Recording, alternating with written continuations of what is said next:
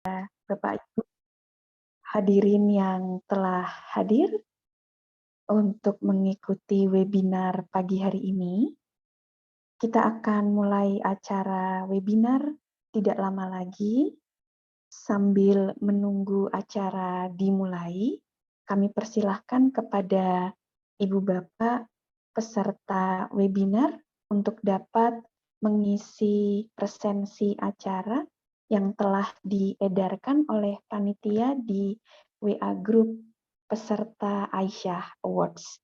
Terima kasih.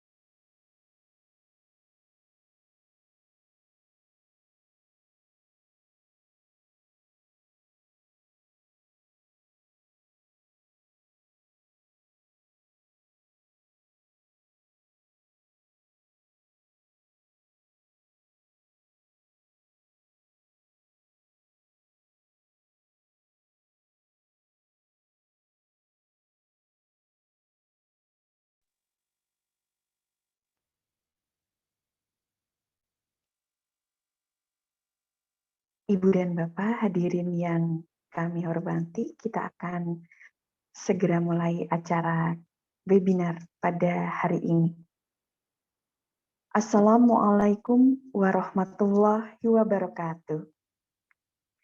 Alhamdulillahirabbil alamin wassalatu wassalamu ala asyrafil anbiya'i wal mursalin wa ala alihi wassahbihi ajmain amma ba'du. Rabbi srohli sodri wa yasirli amri wahlul uqdatam min lisani yafqahu qawli. Segala puji bagi Allah Subhanahu wa Ta'ala, Tuhan seluruh alam yang Maha Kuasa. Semoga selawat dan keselamatan juga tercurahkan selalu kepada junjungan kita, Nabi besar Muhammad Sallallahu Alaihi Wasallam, beserta keluarga dan para sahabatnya. Ibu, Bapak, adik-adik, serta seluruh hadirin yang kami muliakan, kami mengucapkan selamat bergabung dan terima kasih atas kehadiran Bapak Ibu semuanya.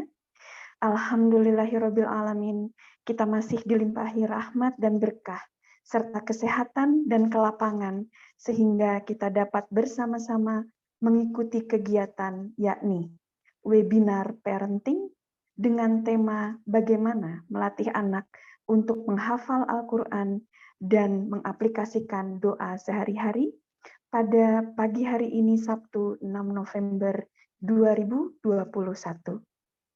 Perlu kami sampaikan bahwa webinar ini merupakan rangkaian dan persembahan dari Aisyah Awards yang merupakan sebuah kompetisi Islami bagi anak-anak yang diselenggarakan oleh PAUD Khairun-Nisa dengan tujuan untuk memotivasi anak sejak dini agar dapat menghafal Al-Quran dan doa sehari-hari. Aisyah Awards sudah mulai dilaksanakan dengan babak penyisihan minggu lalu dan insya Allah akan berlanjut hingga sekitar awal tahun 2022. Dan webinar ini diselenggarakan dengan azas dakwah melalui media online berupa Zoom meeting dan juga streaming melalui akun YouTube Khairunisa_official. Hadirin yang kami muliakan, selanjutnya perkenankan kami untuk menyapa hadirin yang telah ada di sini terlebih dahulu.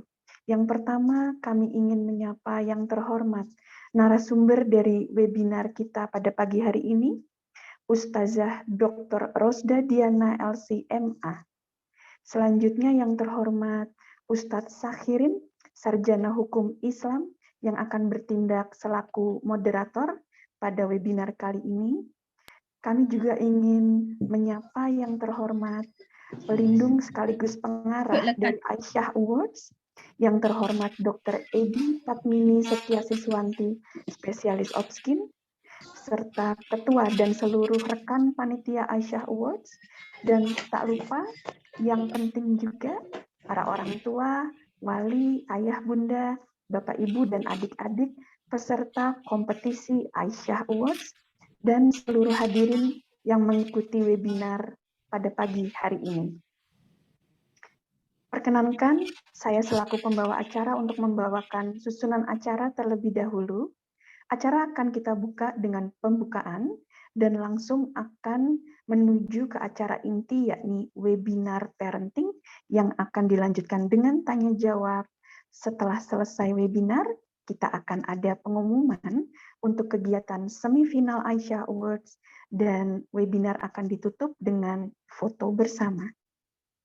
Ibu dan Bapak hadirin sekalian yang kami muliakan, marilah kita buka acara webinar parenting pada pagi hari ini dengan membaca basmalah bersama-sama. Bismillahirrahmanirrahim. Hadirin yang kami hormati, selanjutnya kita akan langsung menuju pada inti acara pada pagi hari ini, yakni webinar parenting.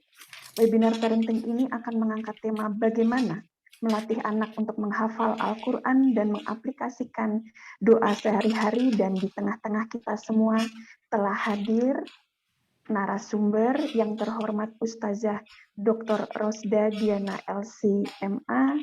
Terima kasih Ustazah atas kehadirannya, dan juga kami akan menyapa Moderator kita pada webinar kali ini yakni Ustadz Sahirin, Sarjana Hukum Islam.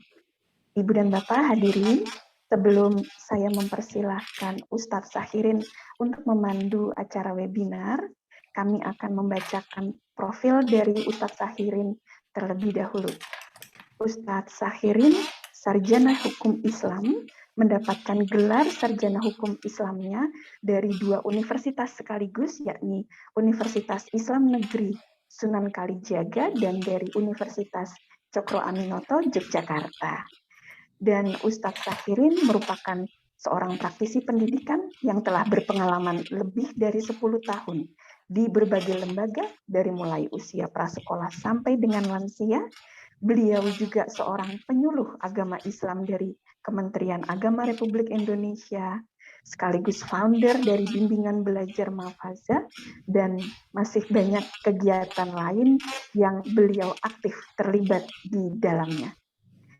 Ibu, Bapak, adik-adik, hadirin yang kami muliakan, tanpa berpanjang lebar, kami akan mempersilahkan Ustadz Sahirin untuk dapat memandu acara webinar parenting kita pada pagi hari ini. Disilahkan Ustadz Sahirin. Baik, terima kasih Ustadzah Glory Hapsara Suryandari. Assalamualaikum warahmatullahi wabarakatuh. Waalaikumsalam warahmatullahi wabarakatuh. Bismillah, alhamdulillah, assalatu wassalamu ala rasulillah, Sayyidina Muhammad ibn Abdillah wa ala alihi wa sahbihi wa man tabi'ahu ila yaumil qiyamah. Baik, Bapak Ibu hadirin yang berbahagia, alhamdulillah, kesempatan ini langsung saja kita akan memasuki sesi webinar parenting. Bagaimana melatih anak untuk menghafal Al-Quran dan mengaplikasikan ya, ini adalah satu yang sangat penting bagi kita orang tua untuk mendampingi anak-anak kita dalam menghafal Al-Quran dan juga mengaplikasikan doa dalam kehidupan anak-anak kita, juga dalam kehidupan kita. Dari ini alhamdulillah sudah membersamai kita beliau Ustadzah Dr. Rasda Diana. Assalamualaikum Ustadzah. Waalaikumsalam warahmatullahi wabarakatuh. Alhamdulillah sehat ya. Alhamdulillah Ustaz. Alhamdulillah.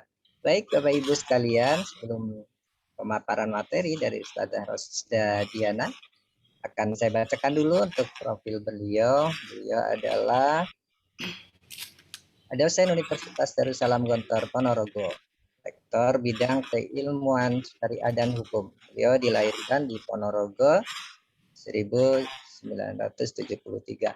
Kemudian pendidikan beliau S1 di Universitas Al-Azhar Kairo Mesir, Fakultas Syariah. S2 di Prodi Pemikiran Hukum Islam Universitas Muhammadiyah Yogyakarta. S3 Prodi Politik Islam Universitas Muhammadiyah Yogyakarta. Profesi sebagai dosen Universitas Darussalam Gontor Ponorogo, rektor bidang keilmuan syariah dan hukum, dan tentu saja yang sangat utama adalah sebagai pendamping setia dari beliau, suami beliau, Profesor Kiai Haji Muhammad Sirajuddin Syamsuddin MA, yang sudah sangat familiar dengan kita. Oke, baiklah, untuk segera kita masuki materi, Ustadzah Dr. Rasda Diana. Yang pertama adalah Ustadzah nanti menyampaikan materi dengan durasi 60 menit, kemudian akan dilanjutkan dengan sesi tanya jawab selama 30 menit. Baik, saya akan mohon izin untuk mengingatkan di 5 menit sebelum waktu pemaparan materi selesai. Baik. Langsung saja kita sambut dengan tepuk tangan yang meriah untuk Ustadzah Dr. Rasda Diana. Dipersilahkan. Bismillahirrahmanirrahim. Assalamualaikum warahmatullahi wabarakatuh. Waalaikumsalam warahmatullahi wabarakatuh. Alhamdulillahi rabbil alamin wa bihi nasta'inu ala umuri dunya waddin. Assalatu wassalamu ala anbiya'i wal mursalin wa ala alihi wa sahbihi ajma'in. Amma ba'd. Pertama-tama marilah kita ucapkan puji syukur kehadirat Allah Subhanahu wa taala yang telah memberikan rahmat dan karunia-Nya. Pada hari ini kita semua bisa bersilaturahmi bersama di acara webinar Parenting Aisyah Awards yang sungguh saya muliakan dan banggakan. Yang kedua, salawat serta salam kita ucapkan kepada Nabi besar Muhammad sallallahu alaihi wasallam yang telah menuntun dan membimbing kita mengarah kepada istiqamah di dalam keimanan kita ini. Yang ketiga, saya mengucapkan ucapan terima kasih kepada penyelenggara acara yang sangat saya banggakan ini. Sungguh sangat terhormat saya bisa diundang di acara yang sangat mulia sekali ini, yaitu acara webinar Parenting Aisyah Awards. Dari namanya saja sudah mencerminkan sesuatu yang sangat wah gitu di dalam acara ini. Mudah-mudahan kedepannya kita semua bisa mengambil berkah dan manfaat dari apa yang sudah kita niatkan di dalam acara ini. Sebetulnya saya mengucapkan sangat bahagia bisa bertemu dengan semua akhwat, ibu-ibu semua dan semua bapak-bapak atau wali dari para murid atau peserta yang mengikuti acara Aisyah Awards. Aisyah atau Aisyah ya. Ya. Saya hal ini mau menyampaikan sesuatu bahwasanya saya sangat bahagia bisa ikut andil dalam acara ini karena betul-betul saya sangat concern terhadap hal yang menyangkut parenting memang. Meskipun saya dulu diberi karunia Allah, keturunan tiga-tiganya diambil Allah, kemudian diganti lagi oleh suami saya, Bapak Muhammad Sirajuddin Syamsuddin, dengan putra 3 juga. Jadi memang benar-benar mendapatkan berkah anak yang mukjizat dari Allah, amanah dari Allah yang memang kita harus benar-benar menjaga dan bertanggung jawab atas amanah yang sudah diberikan kepada kita. Kemudian saya ucapkan juga terima kasih kepada Ibu Dr. Ami dan Mbak Laili yang sudah berbesar hati untuk mengundang saya yang dalam hal ini saya belum pernah ketemu meskipun lewat chatting, tapi insya Allah mudah-mudahan Allah memberikan kesempatan bisa bertemu dan bersilaturahmi dan bisa melakukan hal-hal yang lebih berkembang lagi untuk ke depan umat.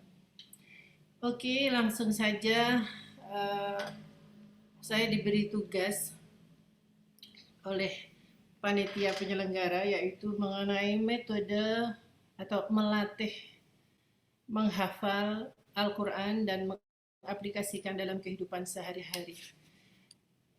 Mohon maaf saya belum sempat buat PowerPoint, tapi insya Allah kita sharing di sini saja. Mudah-mudahan bisa menambahkan hal yang sudah saya kirimkan kepada panitia, ya coretan sedikit tentang Al-Quran. Al-Quran adalah pedoman hidup kita, yang mana dari Al-Quran hidup kita benar-benar tertata sehingga umat ini benar-benar mendapatkan hidayah untuk menjalankan kehidupan. Apa arti sejati dari Al-Quran? Kita harus memahami betul. Karena tak kenal maka tak sayang, kan? Harus mengenal dulu orang atau apapun yang kita cintai. Bahwasanya Al-Quran itu dari kata Quran, qara'a yaqra'u qara'a Quran, jadi sesuatu bacaan atau yang kita baca. Apa itu Al-Quran? Kalamullah al-munazzal ala nabiyina Muhammad al-mu'jiz bilafzih, al-muta'abbid bitilawatih, al-manqul bitawatur, al-maktub fil masahif fi awali surah al-Fatihah ila akhir an-nas, surat an-nas al-maksud. Jadi Al-Quran adalah kalamullah, sebuah mukjizat yang Allah berikan kepada Nabi Muhammad SAW, yang di dalamnya sudah disebutkan atau diungkapkan oleh Allah segala hal yang berkenaan dengan syariat, semuanya ada di dalamnya. Bahkan kita membacanya adalah ibadah. Dan ini Fatir yang ditulis bermushaf-mushaf, diawali oleh Fatihah dan diakhiri oleh Nas. Yang benar-benar di dalamnya itu mengandungi segala hal yang menyangkut kehidupan manusia, pedoman hidup manusia. Semua hal yang harus kita syukuri. Di dalam Al-Quran ini tidak ada yang terlewat apa yang dibutuhkan oleh manusia. Bahwa Al-Quran benar-benar pedoman kita, yang mana kita ini apabila mendapatkan suatu hal, masalah, ataupun dalam kehidupan ini kita menghadapi sesuatu yang membutuhkan solusi dan penyelesaian yang baik, yang terbaik adalah kita kembali kepada Al-Quran. Jadi Al-Quran ini memang harus benar-benar kita bersamai dalam kehidupan kita. Karena memang tidak bisa kita lepas dari Al-Quran. Kenapa Al-Quran itu benar-benar sangat familiar dalam kehidupan umat Islam? Karena pedoman hidup umat Islam adalah Al-Quran. Dan Al-Quran diturunkan itu mempunyai alasan, tidak sekedar begitu saja, tetapi mempunyai tujuan yang semuanya adalah demi kebaikan manusia. Al-Quran diturunkan sebagai mau'izah hasanah bagi kita semua, petunjuk dan rahmat bagi kita manusia, orang-orang yang beriman khususnya, dan bagi orang-orang yang diharapkan kelak mendapatkan hidayah dari Al-Quran. Disebutkan di dalam firman Allah, Ya ayuhan nas, qad ja'akum mau'izatun min rabbikum wa shifaa'un lima fil sudur wa hudaw rahmah lil mu'minin.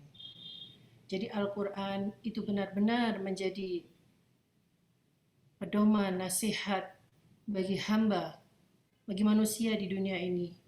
Jadi penawar atau obat bagi hamba dan juga bagi mukminin adalah hidayah yang sangat berharga. Obat syifa'ul qulub. Al-Quran adalah syifa'ul qulub. Kemudian Al-Quran juga diturunkan untuk membimbing manusia. Allah berfirman di dalam ayat Quran, Qad ja'akum minallah nurun wa kitabun mubin yahdi bihillah man ittaba'a ridwanahu subulas salam wa yukhrijuhum minaz zulumat ilan nur biiznihi wa yuhdihim ila siratil mustaqim. Telah datang kepadamu cahaya Allah dan kitab yang menerangkan, bahwasanya kitab Allah menunjukkan kepada orang-orang yang mengikuti keridhaan Allah ke jalan yang selamatan. Kemudian kitab Allah mengeluarkan orang-orang itu dari gelap gulita kepada cahaya yang terang benderang, seperti sekarang kita ini yang sudah mendapatkan hidayah, insya Allah mudah-mudahan sampai akhir hayat. Kemudian apa sesungguhnya kemuliaan dari Al-Quran yang menjadi pedoman hidup orang Islam, kaum muslimin di dunia ini? Al-Quran merupakan kitab yang sangat mulia, yang tidak ada keraguan di dalamnya, kebatilan di dalamnya. Al-Quran kitab yang tidak ada kebohongan, raib, keraguan, kemudian dia terpelihara dan terjaga dari hal-hal yang tidak benar. Kemudian kita kembali kepada judul yang kita sesungguhnya bahas hari ini. Jadi, mengapa melatih menghafal Al-Quran? Jadi, kalau kita menyimak makna Al-Quran, bahwasanya dia pedoman hidup kita, berarti kita harus sangat mencintai pedoman hidup kita. Jangankan Allah yang sudah menciptakan kita dan Al-Quran yang diciptakan Allah untuk menuntun hidup kita. Suami kita, anak kita, itu kita juga harus mempunyai rasa cinta. Apabila kita ingin dekat terhadap sesuatu atau menyayangi sesuatu, dibutuhkan rasa cinta. Maka tidak mungkin rasa cinta itu tidak ada, tapi kita mencintai sesuatu tapi tidak memiliki rasa cinta. Kita ingin menyayangi sesuatu tapi tidak mempunyai rasa cinta. Jadi bagaimana kita akan melatih menghafalkan Al-Quran dan mengaplikasikan kepada anak-anak kita jikalau kita tidak menanamkan dulu rasa cinta Al-Quran kepada anak kita atau anak didik kita. Bagaimana kita harus mencintai Al-Quran? Jadi dikatakan di dalam hadis Nabi, la yas'alu 'abdun an nafsihi illa bil Qur'an. Fa in kana yuhibbul Qur'an fa innahu yuhibbullah wa rasulah. Jadi kita apabila ingin mencintai Al-Quran, maka kita harus mengenal dengan baik. Kita tidak mau jauh darinya. Kita akan selalu ingin dekat dengannya. Dia harus ada di sekitar kita. Seperti kalau kita mempunyai HP ya ibu-ibu, bapak-bapak, adik-adik sekalian, anak-anakku, ada tidak yang bangun tidur yang dicari HP? Mau pergi kemana yang nomor satu HP. Bukan dompet, bukan uang, tetapi HP. Apa artinya di sini? Menunjukkan betapa kita mencintai sesuatu itu mengalahkan segalanya. Bahkan di sini kita dituntut bahwa Al-Quran itu di atas segalanya setelah Allah. Karena pedoman. Disebutkan di dalam Al-Quran bahwasanya hal-hal yang sudah ada dalam ayat Al-Quran tentang cinta kepada Allah, cinta kepada Rasul, itu adalah bukti bahwasanya kita kalau mencintai Quran, artinya kita mencintai Allah dan Rasulnya. Terus bagaimana caranya kita mencintai Al-Quran?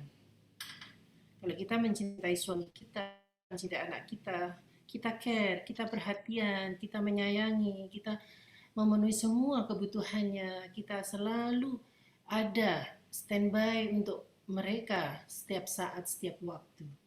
Begitu juga dengan Al-Quran. Kita harus setiap hari, setiap waktu on Al-Quran di dalam hidup kita, sehingga kita bisa menjalankan agama kita, amal soleh kita, kehidupan kita ini dengan baik dan benar. Terus bagaimana kita mencintai Al-Quran caranya? Yaitu memahami bahwa cinta terhadap Al-Quran adalah salah satu alasan memperoleh perenungan paling tinggi bagi manusia dan perenungan yang kuat. Jadi kalau kita membaca Al-Quran, kita bisa melakukan hal ini apabila kita pernah ditimpa kesedihan atau masalah yang sungguh berat. Apabila kita membaca Al-Quran, begitu teduh hati kita, begitu tenang hati kita. Apabila kita bisa memahami artinya, maknanya. Di dalamnya, jadi ayat Al-Quran itu, bacaan Al-Quran itu, ada suatu mukjizat yang membuat pembacanya itu mendapatkan barokah, cahaya, dan keberkahan dari yang sudah dibacanya dari Al-Quran. Kekhawatiran, kecemasan saat membaca itu hilang seketika. Yang ada hanya ketenangan batin yang kita dapatkan. Itulah kalamullah. Kata-kata Allah itu adalah seperti magnet yang membawa manusia itu mendapatkan kedamaian. Kemudian kita harus perlu tahu bahwa Al-Quran adalah jalan untuk menerangkan hati kita bila kita gundah gulana atau kita sedang stres, kurang tenang, kurang bahagia, seperti disebutkan di dalam kitab Al-Quran di dalam surat Asy-Syura ayat 52. Itu disebutkan bahwasanya Al-Quran betul-betul menjadi penenang hati kita. Ibnu Taimiyah pun mengatakan di dalam bukunya, siapa yang mentadaburi Al-Quran dan mencari petunjuk darinya, maka jalan kebenaran akan menjadi jelas untuknya. Dan itu harus kita yakini, kita imani. Dan kita harus yakin dan tidak ragu akan hal ini. Itu penting sekali. Kemudian, bagaimana harus mencintai Al-Quran? Pahamilah marilah kita memahami Al-Quran, bahwa hidup yang penuh manfaat itu hanya bisa digapai dengan taat kepada Allah dan Rasul-Nya. Insya Allah. Kalau kita membaca Al-Quran sehari saja, 3 juz atau 5 juz, tapi dengan baik dan benar, memahami dengan teliti, dengan kesadaran, maka pancaran ilahi dari bacaan Al-Quran itu masuk ke relung-relung hati kita, di dalam kehidupan kita. Sama halnya pada saat kita sholat. Jikalau sholat kita itu benar-benar khusyu'an, tawadu'an ila Allah, maka yang paling penting yang terjadi adalah setelah sholat. Apa yang terjadi? Asarus sholah itu mewarnai kehidupan bagi orang yang telah sholat dengan baik dan benar. Sama halnya dengan membaca Al-Quran. Kemudian kita harus juga mengetahui bahwa orang Arab sebelumnya, orang manusia-manusia yang jahiliyah, di zaman jahiliyah yang sebelum datang Rasulullah SAW, mereka juga mempunyai kitab. Tapi kitab itu belum disempurnakan oleh Allah. Mereka masih saja di dalam kegelapan. Kemudian datanglah Rasulullah, penyempurna dari semua syariat-syariat yang terdahulu, dari nabi-nabi yang terdahulu. Dilengkapilah dengan Rasulullah, Khatimul Anbiya wal Mursalin. Jadi Khatimul Kitab. Jadi kitab-kitab yang dulu juga disempurnakan oleh Al-Quran. Jadi semua kitab-kitab samawi yang sudah diturunkan oleh Allah, datang Al-Quran disempurnakanlah oleh Al-Quran. Itu adalah yang saya katakan bagaimana kita melatih diri kita untuk melatih menghafal Al-Quran. Kita harus mencintai dulu. Cinta artinya memiliki, memahami, mengerti, menyayangi, dan takut kehilangan, takut jauh darinya. Sehingga kita harus dekat selalu. Kemanapun kita pergi, Quran harus selalu ada di tangan kita, di hati kita, di dalam pikiran kita. Seperti halnya kita kalau memiliki sesuatu yang sangat kita cintai. Kemudian yang kedua adalah tips bagaimana kita melatih diri kita, anak didik kita untuk menghafal Al-Quran dan membiasakan dalam kehidupan sehari-hari doa-doa, baik itu dari Al-Quran atau dari maksurat, itu seperti itu. Perlu pembiasaan. Apa itu pembiasaan? Sesuatu yang kita lakukan berulang-ulang. Tentunya sesuatu yang baik. Baik itu dengan tuntunan, perintah, suri tauladan kita kepada anak kita, anak didik kita, kawan, saudara. Jadi perlu ada pembiasaan. Apa itu dengan membaca, memahami, menelaah, mentadaburi, mengkaji semua yang ada di dalam Quran sehingga kita bisa mengamalkannya, nilai-nilai yang ada di dalam Al-Quran itu untuk kehidupan kita agar menjadi lebih sempurna dalam menghadapi dunia yang sungguh penuh dengan godaan, ujian, dan tantangan ke depan. Kemudian yang ketiga, kita harus mempermudah proses menghafal. Caranya gimana? Sebetulnya mudah. Segala sesuatu yang baik itu mudah, kita saja yang mempersulit. Kita kalau ke surga kan tidak ada yang bayar kan? Kita ke masjid nggak ada kan yang bayar? Tapi betapa sulitnya orang melakukan hal itu. Sebagian orang terutama. Bagi orang-orang yang diberi ujian lebih, maka dia akan sulit menghadapi surga yang begitu mudah di hadapannya. Tetapi neraka harus berkorban, uang, harus ini. Tapi orang menggapainya dengan begitu mudah. Meskipun dia mengeluarkan uang ke bioskop, kemaksiatan, itu dibayar dengan uang. Tapi dia dengan mudah melakukannya. Itulah kehidupan. Walaqad yassarnal Qur'an lidzikri faghal min muddakir. Jadi tidak ada yang susah di dalam Al-Quran itu. Maka perlulah kita melakukan sesuatu pembiasaan, pelan-pelan tapi pasti, terus menerus, berulang-ulang, sehingga kita tidak terasa bahwasanya hal itu dengan mudah sudah melekat dalam diri kita. Kalau di masyarakat kan selalu ada ya Bapak Ibu, ada orang-orang yang selalu hataman Quran atau membaca Yasin dan sebagainya. Tanpa sadar mereka sering melakukan hal itu berulang-ulang. Lama-lama merasa, loh kok saya hafal? Nah itulah arti dari pembiasaan yang begitu mudah kita lakukan. Hanya kita saja yang dibutuhkan keinginan dan kekuatan untuk melakukan hal-hal yang menuju kebaikan. Kemudian amalan yang akan memudahkan kita untuk menghafal Al-Quran itu perlu kita lakukan. Banyak hal yang harus kita lakukan. Bismillah, setiap perbuatan baik harus kita niatkan. Apapun itu. Menghafal Al-Quran juga harus diniatkan.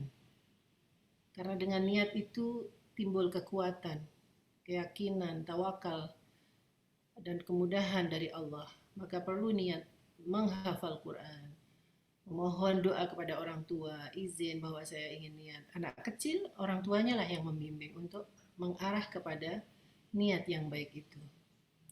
Kemudian juga tetap menjauhkan diri dari maksiat, selalu melakukan hal-hal yang mendukung untuk terjaganya hafalan yang sedang kita lakukan. Karena kalamullah sangat dibutuhkan semuanya dengan cara yang baik dan benar serta bersih. Toharoh, kebaikan, jauh dari maksiat.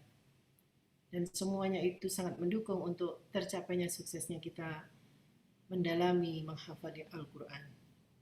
Kemudian kita juga butuh membangun lingkungan yang kondusif. Bagaimana caranya? Mungkin putra-putri kita kalau kita tidak mampu mendidik untuk menghafal Al-Quran, kita masukkan ke dalam pesantren tahfidzul Quran. Tapi kalau masih kecil dan kita mampu untuk mendidiknya sendiri atau melatihnya sendiri, sungguh itu sangat mulia dan sangat besar artinya. Dan kelak anak-anak kita jika sudah besar tidak akan pernah melupakan hal itu. Dan penanaman pendidikan itu sungguh sangat luar biasa bagi anak-anak kita kelak. Karena yang menyampaikan adalah kedua orang tuanya sendiri. Khususnya ibu diharapkan untuk lebih telaten, sabar, tekun, dan berulang-ulang melakukan hal itu. Sehingga ibu pun melakukan hal yang sama seperti yang dididikkan kepada putra-putrinya. Jadi ibu pun ikut menghafal Quran. Karena dengan uswah, dengan cara itu, pembiasaan dari kedua orang tua, maka anak akan mudah melakukannya. Karena dengan melihat itu lebih memudahkan proses untuk pendidikan. Metode menghafal Al-Quran itu banyak sekali caranya. Tergantung bagaimana yang melakukan itu memilih hal mana yang paling mudah untuk dilakukan. Jadi banyak hal, saya bisa katakan di sini 3T. 3T atau 3T 1M. Jadi 3T itu apa? Satu, talqin atau tasmi'. Talqin itu pelafatan gitu ya, penyampaian melafalkan, kemudian memperdengarkan tasmi', kemudian tafahum, memahami makna dari ayat sehingga ini mempermudah untuk menghafal. Kemudian tikror atau takrir, berulang, mengulang berkali-kali dan tidak bosan-bosan untuk dalam sehari atau menambah ayat itu. Jadi sudah mendarah daging dalam hidup kita ini. Dulu saya juga pernah menghafal Quran waktu kuliah di Mesir. Jadi mulut saya itu berhenti diam itu hanya di kamar mandi. Apapun, masak, bersihin rumah, nyiram halaman, atau melakukan apapun di kamar atau di ruang tamu, semuanya selalu mengulang Al-Quran, kecuali di kamar mandi. Dan itu yang kita lakukan semua pelajar di sana. Tidak akan menambah sebelum mengulang atau murojaah dari yang sudah kita hafal. Jadi walaupun banyak ya, harus kita murojaah dulu baru nambah. Karena murojaah mengulang kembali itu lebih susah daripada menghafal. Seperti menghafal mengulang. Tapi itulah butuh kesabaran dan kekuatan, yakin dan ikhlas bahwasanya ini adalah ibadah. Murojaah, penting sekali murojaah. Maka harus ada pembimbingan dari orang tua kepada putra-putri kita untuk memberikan pendidikan dengan metode melatih dari kedua orang tua sendiri yang melakukan itu sungguh sangat cepat apabila kita bisa melakukannya. Apa fadilah kita menghafal Al-Quran? Kita semua sudah tahu bahwasanya keutamaan atau fadilah kita membaca Al-Quran itu sudah karena maknanya ibadah, maka Al-Quran bisa menjadi syafaat di hari akhirat atau hari kiamat. Kemudian kita juga mendapatkan pertolongan Allah, disebutkan juga di dalam Quran surat Muhammad 7, ya ayyuhalladzina amanu in tansurullaha yansurkum wa yusabbit aqdamakum in tansurullaha yansurkum wa yusabbit aqdamakum. Itu sudah disebutkan banyak tempat di dalam Al-Quran bahwa kita apabila menghafal Quran banyak dan memahaminya banyak, dan kita sholat itu membacanya berganti-ganti ayat yang kita baca sesuai dengan apa yang kita inginkan, karena di dalamnya itu mengandungi hal-hal yang mungkin membuat kita lebih teduh, tenang, maka itu bisa membuat kenikmatan kita di dalam sholat. Kita pernah kan merasakan waktu di Saudi, ya, di Masjidil Haram, kita kalau imamnya betul-betul meresapi dengan bacaan Al-Quran, maka kita sholat kita juga bisa lebih khusyuk. Kemudian seperti yang sebut saya di atas tadi, orang tua juga perlu memberikan uswah hasanah bagi putra-putrinya. Nah, di sini diharapkan Bapak Ibu untuk juga menghafalkan Al-Quran sehingga menjadi proses melatih menghafal Al-Quran anak dan pembiasaan itu menjadi lengkap paketnya, karena akan mempermudah ibu terutama khususnya, karena di dalam pepatah Arab itu disebutkan al-ummu madrasatun idza a'datta sya'ban thayyibal a'rab. Jadi ibu itu benar-benar sekolahan bagi putra-putrinya. Jika kita siapkan sekolahan itu dengan baik, seorang ibu itu mampu dengan kemampuan mendidik yang terbaik untuk putra-putrinya, maka kita bisa mencetak generasi masa depan Quran yang sangat baik, yang sungguh mumpuni, yang hebat, yang seperti yang kita harapkan, yang kelak bisa menjadi pengisi peradaban dunia yang terhebat. Nah, ini dia. Maka seorang ibu, kalau saya mengatakan bahwa justru ibu itu harus sekolahnya setinggi mungkin, karena ibu yang mendidik putra putri. Ibu itu harus profesor, jangan hanya bapak yang profesor, ibu juga harus profesor, karena yang dalam 24 jam yang ditanya oleh putra putri kita itu adalah ibu. Bisa pertanyaan yang sama ditanyakan dalam satu hari itu 10 kali. Seorang ibu kalau bisa menjawabnya jangan dengan jawaban satu, walaupun maknanya sama. Nah, di situ ada proses perkembangan otak dan pemikiran, mendidik, dan proses kemajuan pola pemikiran anak. Maka seorang ibu harus hebat, pintar, tidak hanya S1 atau SMA, kalau bisa sekolah setinggi mungkin. Harus semangat. Meskipun punya putra, hamil atau mari kita kuliah. Karena apa? Di situ ilmu yang penting, bukan title, tapi ilmu yang kita dapatkan ini adalah jadi modal dasar kita untuk mendidik putra-putri kita yang kelak akan menjadi generasi Qurani yang mumpuni. Kemudian apa sebetulnya tujuan kita menghafal Al-Quran, melatih kita, anak kita, turunan kita, anak didik kita menghafal Al-Quran, agar kita bisa menanamkan nilai-nilai dari Al-Quran itu kepada putra-putri kita, sehingga kita bisa mencetak generasi Qurani. Yang seperti apa generasi Qurani itu? Yang benar-benar mempunyai jiwa tauhid, yang kokoh, yang kuat di dalam menghadapi dunia yang penuh dengan gejolak dan ujian ini. Dan kita juga bisa meningkatkan ilmu teknologi yang canggih ini, meskipun zaman yang sudah maju ini, kita tidak boleh ketinggalan. Al-Quran bisa membuat orang menjadi hebat. Apapun kita jadinya, tapi tetap menjadi generasi Qurani. Orang yang puncak dari segala ilmu itu adalah akhlak. Sehingga setinggi apapun dia, sepintar apapun dia, kuncinya adalah berakhlak. Kalau budi pekertinya santun, puncak daripada kekuatan ilmu yang dia punya adalah akhlaknya. Jadi berjiwa tauhid dan berakhlak mulia bagi para generasi Qurani, dan kelak menjadi ilmuwan, tokoh, ulama, pemimpin, tokoh umat yang hebat, tetapi tetap berpegang, berpedoman teguh kepada Al-Quran. Kemudian untuk mencetak generasi Qurani ini seperti apa? Apa yang harus kita lakukan? Ini dari segala sisi peran harus ada, yaitu ada peran keluarga, peran sekolahan, peran masyarakat. Ini saling bahu-membahu, klop dalam prinsip visi misinya itu harus sama, sehingga kita tidak ada clash dalam pendidikan anak. Sehingga di rumah, di sekolahan, di masyarakat semua sama. Jadi tidak ada miscommunication atau misinformation bagi anak, sehingga itu mengganggu mengganggu proses tumbuh kembang anak ke depannya.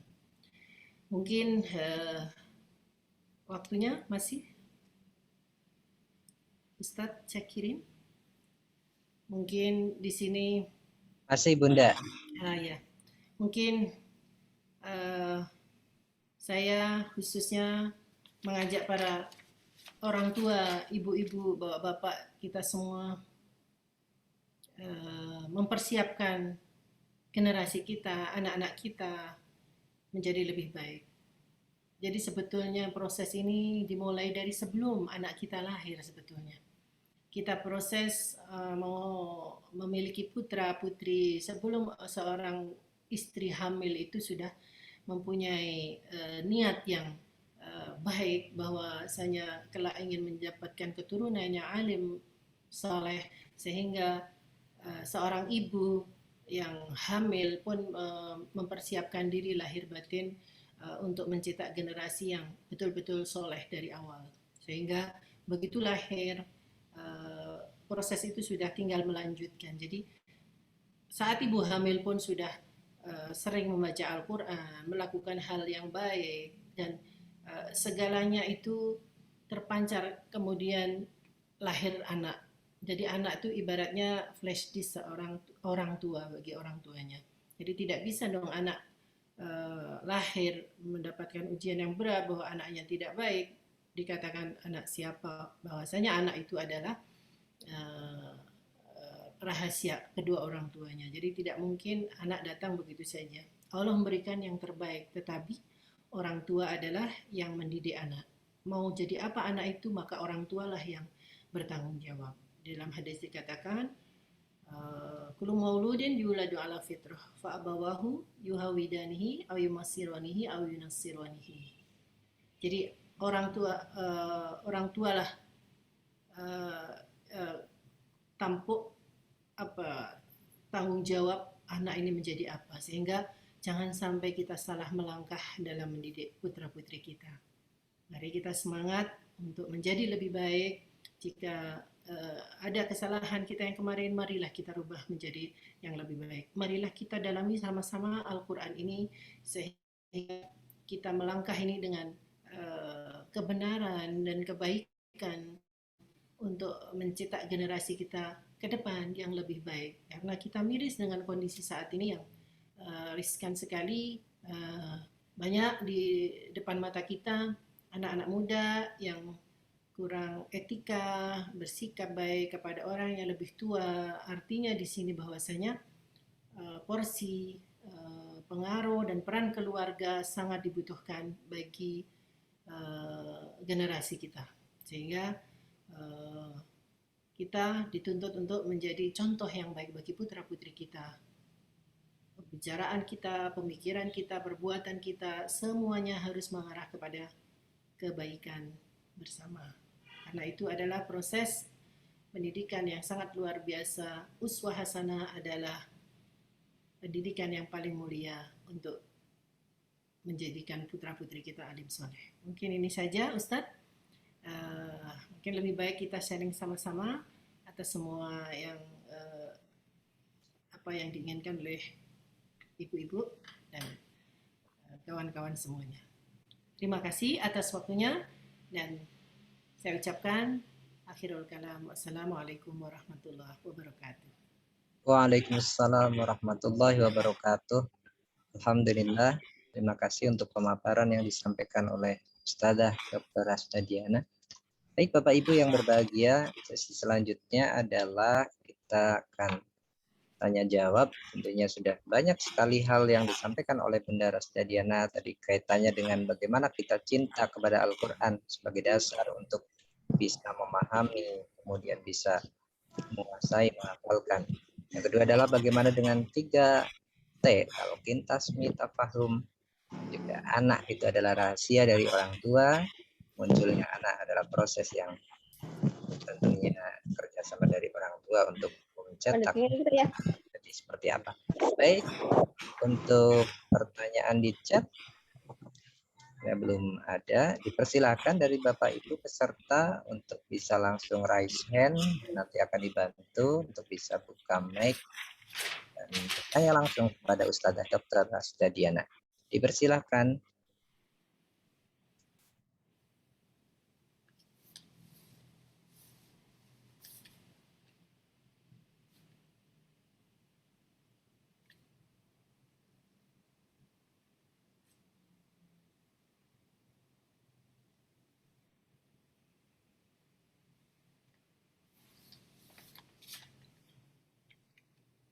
Baik, sepertinya belum ada pertanyaan. Nah, saya bertanya dulu nih Bunda. Oh, ini ada satu pertanyaan.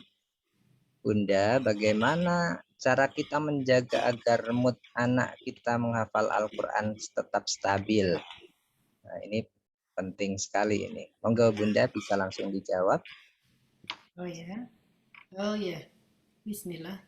Jadi kalau lihat porsinya umur ya, anak dari umur balita, umur yang sudah SMP atau mahasiswa, semua punya proses yang berbeda-beda. Jadi kita melihat umurnya, kalau masih kecil sekali harus pakai cara yang membuat dia asik seperti kita bermain. Paman saya punya pesantren tahfidz Quran di Gontor, dekat pesantren Gontor sana, Kiai Haji Hasan Abdullah Sahal. Itu saya sering suka datang gitu dulu ke sana melihat anak-anak kecil yang dari Sabang sampai Merauke menghafal Quran dari yang umur masih 2 3, ada yang 3 tahun setengah ditaruh dari Kalimantan tuh. Saya heran gitu, mereka tidak ada yang ingat rumah gitu, terus mereka hafalin Qurannya itu sambil main mobil-mobilan. Jadi saya lihat di bawah, saya ajak ngobrol di bawah meja tapi mulutnya nggak berhenti menghafal gitu. Jadi biarkan dia dengan main, tapi nggak apa-apa. Memang kalau suruh duduk kan namanya anak susah ya. Yang penting dia masih masa seperti itu, kita pelan-pelan gitu. Nanti kalau sudah mengerti tentang ya kita kalau membaca Al-Quran harus yang sopan, yang ini duduk di tempat yang apa ya, yang pokoknya duduk rapi gitu ya, karena ini ibadah seperti itu. Mungkin mudah ya, tapi kalau untuk anak yang 4 tahun, 5 tahun itu susah. Jadi kemarin pernah saya lihat tuh di bawah meja sambil main mobil-mobilan tapi tetap setor apalan. Ustadznya dengerin gitu, saya lihat. Subhanallah, ustadznya dengerin tuh. Terus sini ustadz nggak dengar. Ntar dulu mobilku ini mau belok, kata iya, terusin hafalan gitu. Jadi sungguh kita tanamkan dulu rasa cinta dan melekat di dalam diri anak ini, dan jangan dipaksa, dipancing untuk menyukai gitu. Karena saya dulu pernah mengajarkan putrinya teman saya waktu kuliah di Mesir. Saya itu tempat penitipan anak kalau ibu-ibu ujian. Jadi rumah saya itu banyak anak-anak kecil gitu, umur 3 tahun, 2,5 tahun, 4 tahun gitu. Jadi setiap di rumah saya ajarkan menghafal gitu, tapi sambil asik tidur, sambil main-main gitu. Kadang di dalam lemari saya gitu, dia ngacak-ngacak lemari saya tetap, tapi saya suruh menghafalkan ayat-ayat pendek gitu. Jadi jangan diganggu ininya gitu, apa maunya, karena susah anak kecil itu dipaksa kalau tidak mood ya. Jadi ibu yang harus ekstra, emang ibu itu dibutuhkan kecerdasan yang luar biasa, kesabaran luar biasa yang membuat anak itu nyaman. Ibu itu adalah apa ya, sekolahan yang dahsyat ya, sekolahan hidup bagi saya itu. Makanya ibu itu harus profesor. Seorang ibu itu harus profesor, bukan bapak ya, Ustadz Syakirin. Jadi karena eh, saya pernah mengalami sama kawan saya, tapi ini putra kawan saya menanyakan kepada ibunya sesuatu yang di luar otak kita berpikir gitu, nalar kita gitu. Jadi dia itu cerdas, masih umur 3,5 tahun kalau tidak salah waktu itu, laki-laki, anak laki-laki. Jadi kalau ke rumahnya itu banyak kita bermain, ke rumah orang tuanya kita berkunjung gitu. Jadi banyak mahasiswa-mahasiswa itu yang main juga gitu, atau mahasiswi bawa buku, bukunya orang dewasa gitu. Nah, anak ini membaca buku itu gitu. Kemudian dia bisa memahami gitu. Bertanya kepada kita, kalau ibu tidak cerdas, gimana jawab akan bisa menjawab sesuatu yang di luar pikiran kita. Jadi anak itu membaca sesuatu yang tentang seks gitu. Loh, mama kok bisa jadi didu? Jadi didu itu karena hewan manui papa ketemu sama buaya itu hayawaniyah mama. Kok bisa jadi saya gitu? Itu gimana, aku nggak nyambung mah. Ini gimana? Itu bingung ibunya sama saya mau jawab apa coba. Secerdas itu dah. Itu ibunya waktu itu sudah doktor di sana, saya belum, masih S1. Itu heran kita mau jawab apa. Maka harus otak kita harus putar balik, jangan sampai anak ini patah semangat atau putus otaknya itu nggak mau berpikir lagi. Jadi kita semangati dia. Kok hebat kamu? Kok bisa ada dapat ilmu itu dari mana? Saya juga dengar kata ibunya sama kita berdua. Kamu dari mana itu dapat bacaan itu gitu, pemikiran seperti itu? Tadi aku nemu buku punya Om di sana katanya. Terus aku baca, kok ازاي pakai bahasa Arab, ازاي انا ازاي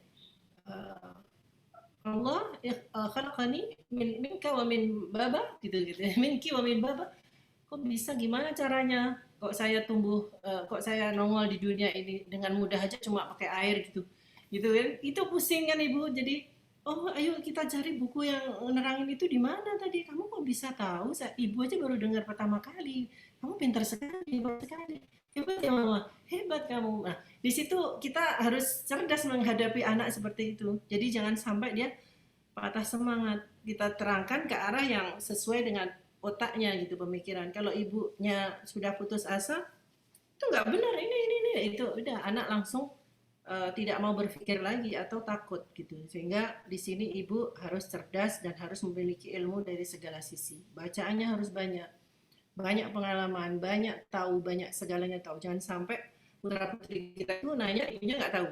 Jangan sampai nggak tahu. Nanti kalau kita nggak tahu, ajak anak cari buku sama-sama, ibu juga mau belajar gitu. Itu akan mendidik putra kita, putra putri kita menjadi yang lebih baik. Pokoknya kita tuh ibu ini harus jadi fans berat kita ini putra putri kita kalau bisa. Jadi apa yang didengarkan kepada apapun dari orang tua itu samaan wa ta'atan dan ditiru.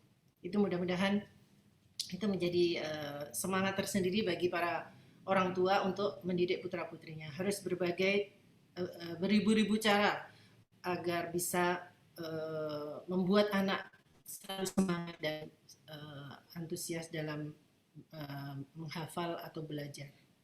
Mungkin itu. Terima kasih Ustazah. Itu tadi pertanyaan dari Bunda Dr. Mahila, Ibu dari Ananda Eleanor. Berikutnya adalah pertanyaan dari Ibu Endang Herawati. Assalamualaikum Bunda, bagaimana cara kita mengetahui makna yang terkandung di dalam ayat-ayat Al-Quran? Terima kasih Ustazah. Itu bisa langsung dijawab. Ya, bagaimana kita ingin memahami, jadi kita punya Al-Quran, kita harus membaca Al-Quran yang dengan tafsir dan ayatnya. Kita belajar dari tafsir ayatil ahkam, kita bisa memahami dari pendapat-pendapat ulama tentang makna yang terkandung di dalam Al-Quran, karena itu memang harus dipelajari dan difahami, sehingga kita apabila ada hal-hal yang kurang bisa dipahami, kita bisa tanyakan kepada orang yang mungkin ahli dalam hal ini. Jadi tidak semuanya yang di dalam tafsir bisa langsung dipahami memang, tapi perlu kita bertanya kepada orang yang lebih fahim dalam hal ini, dan itu penting sekali.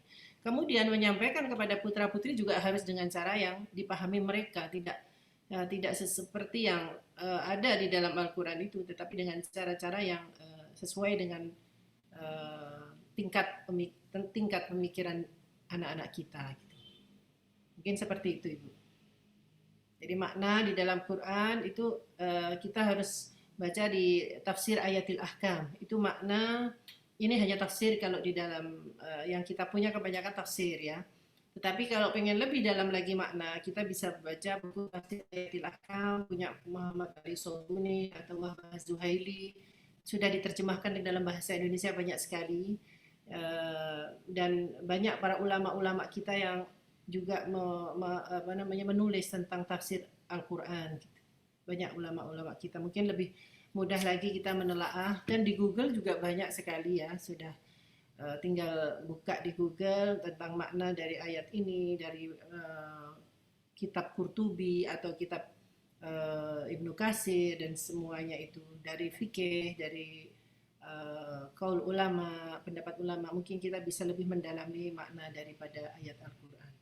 Mungkin itu saja. Baik, Ustazah, terima kasih untuk pertanyaan kedua dari Bunda Endang Herawati. Selanjutnya kita akan memberi kesempatan yang bertanya langsung. Ini sudah raise hand, Ibu Sumariatun MPD. Dipersilakan Ibu Sumariatun. Bisa untuk buka mic-nya. Terima kasih. Assalamualaikum warahmatullahi wabarakatuh, Ustazah. Waalaikumsalam warahmatullahi Ya, kebetulan saya ini utinya Hengkara Gibran Abimanyu, karena ibunya sudah dipanggil karena COVID, maka saya dititipi Hengkara. Jadi saya sudah uti-uti, tetapi sekarang saya kembali mendidik balita. Nah, saya itu sudah berusaha ya, karena anak sekarang itu memang lebih senang ke HP gitu ya. Sudah sangat kecanduan sekali ya, gara-gara kemarin Umi sakit sampai tidak ada itu, sehingga terabaikan pendidikannya.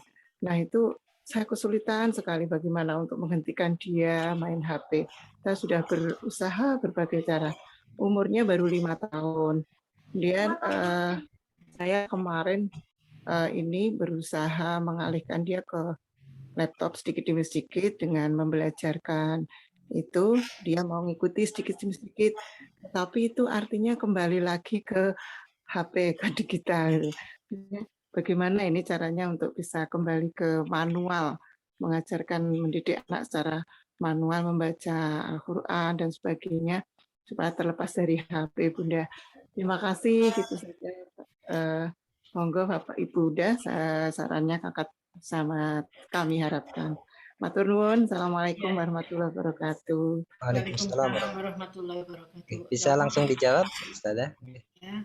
Ini benar-benar masalah kita semua. Saya menghadapi di depan mata itu banyak sekali hal-hal yang seperti Ibu alami ya. Mahasiswi saya itu ada juga yang punya putra atau putri, pernah saya lihat pas ada acara gitu, kita melihat tontonan yang bagus sekali, tapi malah dia asik main HP dan ibunya tidak merebut, tidak ngambil gitu. Nah, di dalam pendidikan itu kan memang harus ada stressing ya. Jadi kita stressing dulu sekali aja, jangan sama seperti kalau dia nakal harus kita selentik sekali aja, tapi jangan sering-sering main tangan ya, biar dia tahu bahwa ini tuh kesalahannya sudah fatal. Tapi dengan kasih sayang dia akan merasakan bahwa ibunya itu sayang gitu, tidak melukai gitu. Nah, saya pernah lihat ini ya, mahasiswi saya itu putranya lihat HP, padahal di sana ada atraksi silat, atraksi drum band, atau dia nggak mau lihat. Terus ibunya, kok bisa Ustazah, ambil. Terus akhirnya saya suruh ngambil karena di depan saya, terus ibunya saya suruh ngambil biar ibunya bukan kita. Jadi yang lebih baik ibunya yang mengambil, diambil. Terus kata ibunya tuh nggak bisa, bisa, Bismillah bisa. Jangan kita yang yakin nggak bisa bilang gitu karena itu adalah apa ya kayak support dari ibu nggak bisa nggak bisa. Memang nanti akhirnya anaknya nggak bisa kalau ibunya bilang nggak bisa. Tahu ternyata anak itu ada kawannya saya suruh duduk di sampingnya Putri lebih besar umurnya. Akhirnya anak itu kosong, akhirnya melihat atraksi itu tadi. Buktinya bisa, katanya ibunya nggak bisa. Jadi akhirnya itu saya bilang itu tariannya bagus, tari ini itu tari ini ya itu ini nih.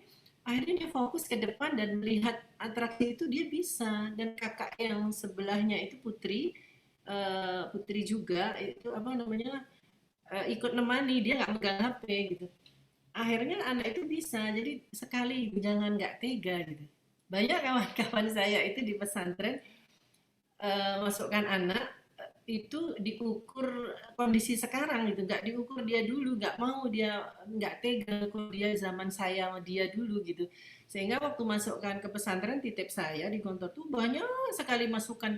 Jangan ini anak saya nanti ini sampai saya stres sendiri dititipin 7 putra putri teman saya itu ibunya ikut ngatur gitu jadi saya stres juga gitu kalau udah nitip ke pesantren ya udah serahkan ke pesantren jangan ikut ngatur.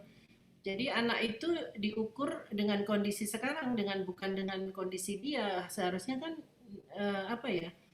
Jangan dimanja gitu. Itu orang tua yang paling sering tidak tega dengan kondisi stressing itu harus gitu daripada nanti sudah dewasa mohon maaf gitu anak ini jadi stresnya lebih parah gitu. Ini cerita ada masalah dulu juga ada yang terjadi di daerah nggak usah disebutkan ya di suatu daerah yang saya betul-betul saya pelajari betul waktu itu ada seorang pemimpin daerah yang mana dia itu tidak jadi pemimpin daerah jadi stres kemudian karena di dekat daerah saya ya jadi saya pelajari gitu terus saya tanya sana sini kok bisa seperti ini stresnya karena dia tidak jadi pemimpin daerah sudah habis-habisan ininya hartanya segala-galanya dan dia yakin bahwa semua orang milih dia ternyata tidak. Kemudian saya flashback kepada masa lalunya, masa dari kecilnya saya tanyakan kepada orang-orang sekelilingnya desa. Ternyata semua apa yang diinginkan dituruti tidak pernah ada hal yang tidak dituruti oleh kedua orang tuanya, apapun itu. Sehingga saat dia mencalonkan diri jadi bupati waktu itu, semua sudah dia keluarkan dan dia yakin bahwa itu akan berhasil. Ternyata dia tidak pernah di-stressing dari kecil, tidak pernah dilarang apa yang diinginkan yang tidak pantas atau layak gitu. Maka waktu dia tidak jadi, dia langsung gila, stres. Karena apa? Langsung stres beneran gitu. Maka stressing dalam pendidikan itu kan penting sekali. Cuman harus orang tua tuh harus tegel ya bahasa Jawanya itu apa ya? Tegel itu ya tatak gitu ya untuk membuat anak itu kecewa sebentar aja daripada dia suatu saat ya kecewa dan sudah mendarah daging. Kecanduan HP itu harus diobati karena seperti kecanduan narkoba sama nggak bisa ini karena pernah saya kedatangan tamu putranya itu tidak bisa diambil HP-nya sehingga sampai teriak itu dari pagi sampai duhur itu nggak berhenti sehingga ini yang membuat apa ya bahaya dalam pendidikan anak ini jadi kalau bisa ibunya juga puasa HP ibunya puasa HP bisa tidak HP-nya disimpan terus tidak megang HP juga gitu jadi kalau dibutuhin aja diambil di lemari gitu karena paman saya juga melakukan hal itu, mempraktekkan dan bisa. Gitu. HP disimpan di atas lemari, sehingga cucunya itu tidak melihat HP itu. Kemudian sudah sembuh sekarang. Karena semua puasa HP, jadi baru bisa dilakukan. Tinggal kitanya mampu melakukan atau tidak. Seperti itu. Bismillah. Sambil didoain. Kalau lagi tidur, ubun-ubunnya didoain.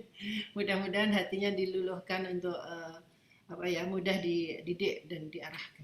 Mungkin itu. Terima kasih. Baik, terima kasih Ustazah. Mengingatkan kembali pada para peserta, Bapak Ibu masih diberi kesempatan untuk yang mau bertanya secara langsung dengan raise hand, nanti akan dibantu untuk buka mic-nya.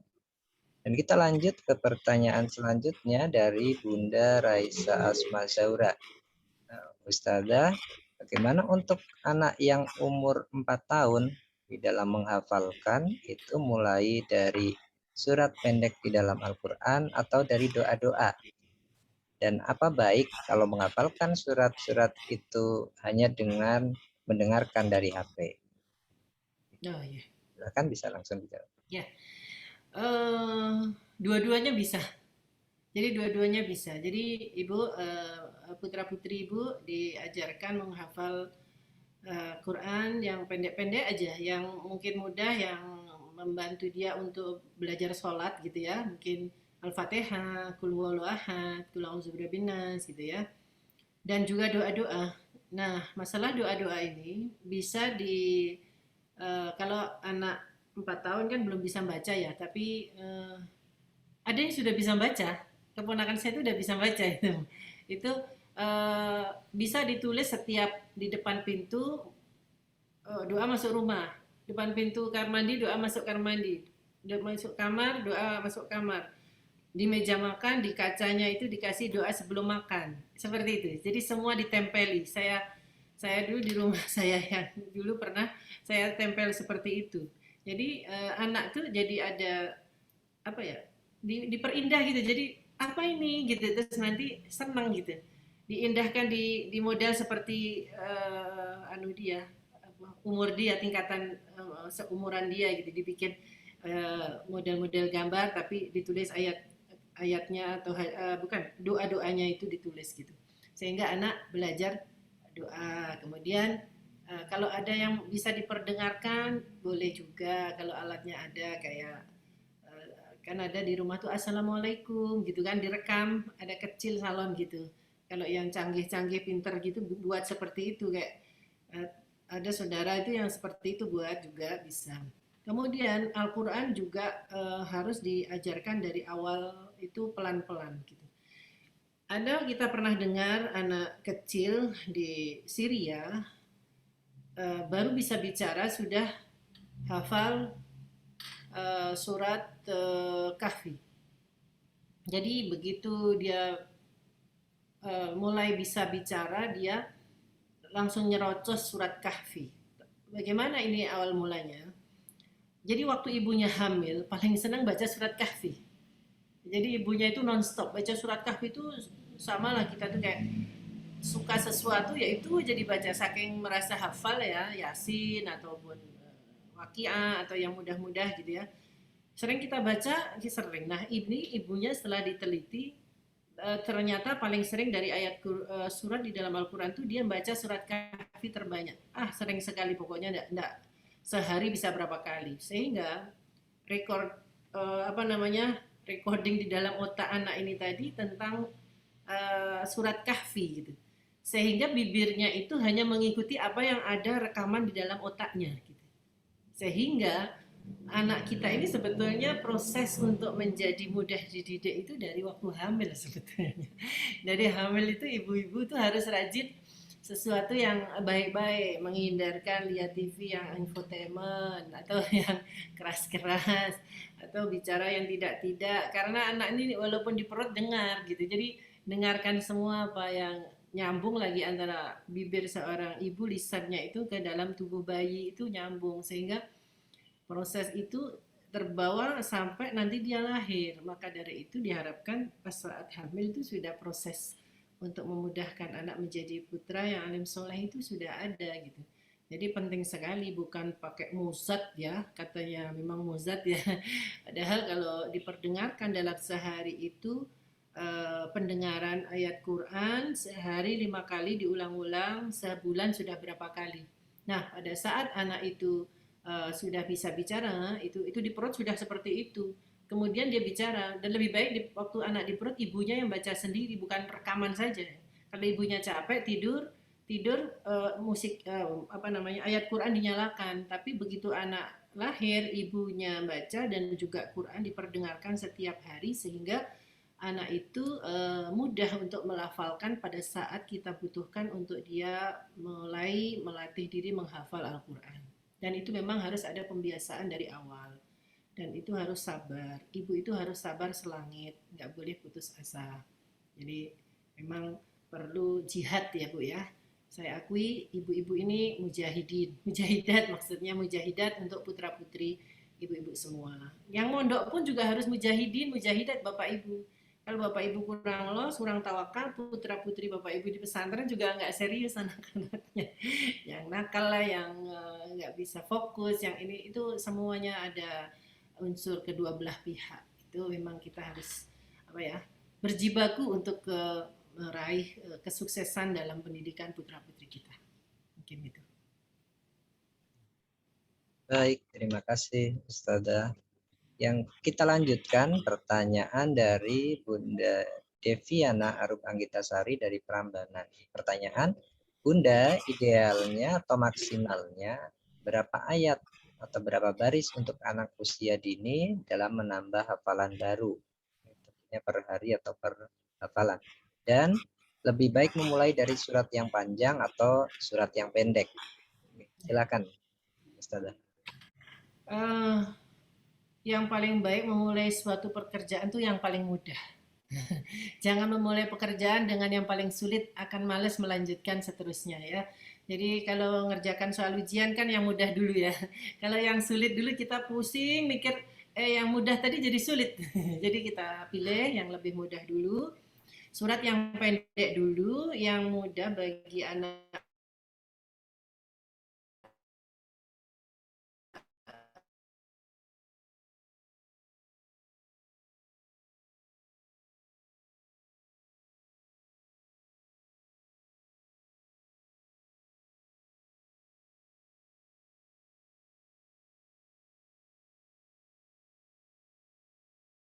itu yang penting betah dulu gitu ya. Nggak usah yang harus ranking 1, ranking 2, enggak. Pokoknya kita anak itu mau aja dulu, itu sudah subhanallah. Nanti sambil jalan kita cari yang memancing apa ya semangat dia untuk ini hafalan bacaan Al-Quran, carikan ulama-ulama yang kori-kori Saudi atau Mesir atau mana Kuwait yang bagus-bagus itu dipilih. Yang anak kecil, mungkin yang suaranya anak kecil itu dipilih yang bagus suaranya. Terus di rumah semua ruangan ada suara-suara anak hafalan yang itu tadi. Ditambah dengan harus punya Al-Quran yang satu saja yang punya dia gitu. Jadi tidak berganti-ganti Al-Quran dan otomatis pilih yang bagus Qurannya itu yang menarik perhatian bagi putra kita. Jadi mancingnya itu dari segala sisi. Di ruang tamu, ruang bermain, biar dia main, dengarkan aja ayat yang sedang dia hafalkan. Nambah pun dikit-dikit aja. Kalau kita sudah dewasa aja mungkin rubu itu sudah banyak. Dalam sehari itu kalau anak udah SD, SMP itu seperempat aja udah lumayan itu. Itu banyak bagi saya, itu banyak. Kalau udah dewasa sebetulnya lebih parah lagi ya. Setengah halaman itu sudah lumayan gitu. Yang karena apa? Menghafal itu yang paling susah murojaah gitu. Jadi kan gitu. Yang penting dia mau dan tidak ngoyo. Kemudian karena apa? Supaya dia istiqomah. Nanti kalau sudah diberi sesuatu yang ngoyo, dia lelah gitu. Jadi buat dia nyaman dulu. Setelah ini baru akan ini apa namanya serius. Karena akan timbul sendiri keseriusan dia, kesenangan dia yang berlebihan seperti yang kita lihat para hufat-hufat cilik yang hebat itu dengan sendirinya dia apa ya optimal dalam menghafal itu tanpa tekanan, tanpa paksaan itu. Karena rasa suka dulu yang kita tumbuhkan pada anak, rasa cinta. Terangkan bahwa Quran ini, bahwa surat ini kisahnya apa, gitu diterangkan gitu. Ada buku-buku tentang kisah-kisah Nabi itu ada kok, buku kecil, ada gambar-gambarnya. Saya punya lengkap itu tentang kisah-kisah Nabi, ada gambarnya, ayat Al-Quran itu saya punya di pesantren di Sumbawa itu saya kasih anak Rusia. Kami punya santri dari Rusia umur 9 tahun. Lucu sekali.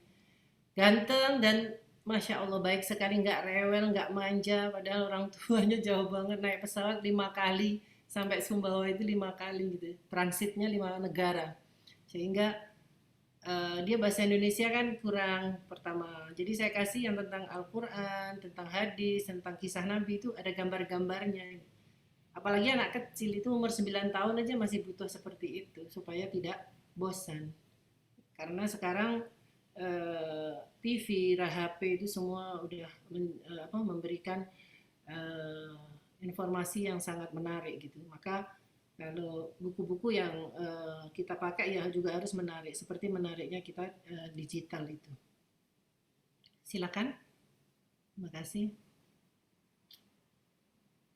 Baik, itu luar biasa untuk jawaban dan masukan dari Ustazah Rastadian. Kita lanjutkan dengan satu lagi. Bagaimana ketika anak ini masih baru belajar Iqra, Ustazah? Ya. Apakah juga sudah langsung bisa menghafalkan ini? Oke. Membacanya belum bisa, tapi apakah juga bisa langsung menghafal? Terima kasih. Jadi Iqra ada prosesnya ya. Iqra itu membaca alif ba ta-nya itu harus memang urut ya, tertib urut. Kemudian itu dari membaca melihat. Ada proses yang mendengarkan. Jadi kan ada melihat dan membaca, kemudian ada proses yang di sisi lain dia juga ada materi yang pendengaran gitu. Yang Iqra tadi juga dibuat ada yang membaca dan pendengaran. Jadi ada dipencetkan alat ya, sekarang ada ya, alat saya kemarin belikan cucu itu dipencet tuh langsung alif, ba, ta gitu kan ada. Nah, itu. Nah, itu juga ada seperti itu. Kemudian di sisi lain ada peningkatan dia baca yang bukan baca. Dia menghafal dari pendengaran. Ditalkin gitu maksudnya, ditalkin.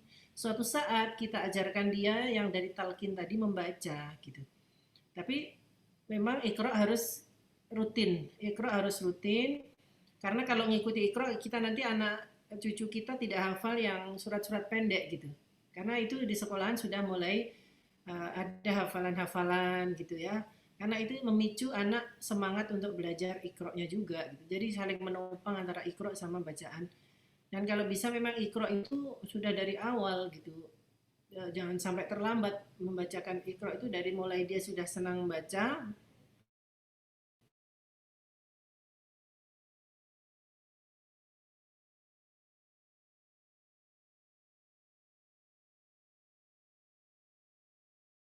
Dia langsung loncat ke bacaan Al-Quran. Tetapi dipancing dulu dengan pendengaran-pendengaran dari tip kaset itu ya, dari kaset bahwa ayat-ayat Quran pendek dan juga Iqra yang diperdengarkan dari kaset juga. Yang bacaan dia tadi, jadi alif ba ta sa yang dia baca, tapi juga diperdengarkan seperti kita belajar bahasa Inggris itu ya. Jadi writing, listening gitu, itu penting sekali. Writing, listening, dan pengucapan talqin itu dia perlu sekali. Karena fasihan itu juga sangat dibutuhkan di dalam belajar membaca Al-Quran dan bahasa Arab. Dan itu harus pakai taktik yang menarik perhatian. Jadi anak tuh kayak antusias untuk ingin belajar lagi, belajar, ketagihan gitu loh. Gimana ya? Ketagihan. Jangan dari HP kalau bisa ya. Jangan dari HP. Dari HP itu sampai nonton video pun jangan. Kecuali kalau fit call sama keluarganya nggak apa-apa gitu ya, fit call. Tapi kalau nonton, ini cucu kami ini tidak boleh ini pegang HP ini. Jadi kalau kita gatel mau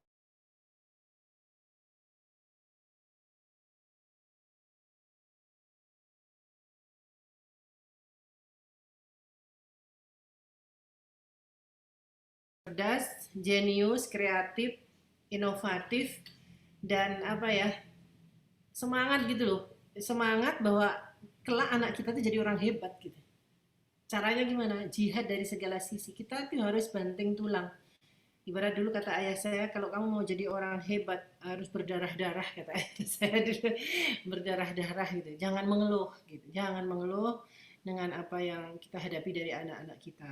Itu karena faktornya besar sekali untuk pertumbuhan gitu. Pengaruhnya besar sekali untuk pertumbuhan. Kita harus ikhlas sekali mendidik anak kita ini.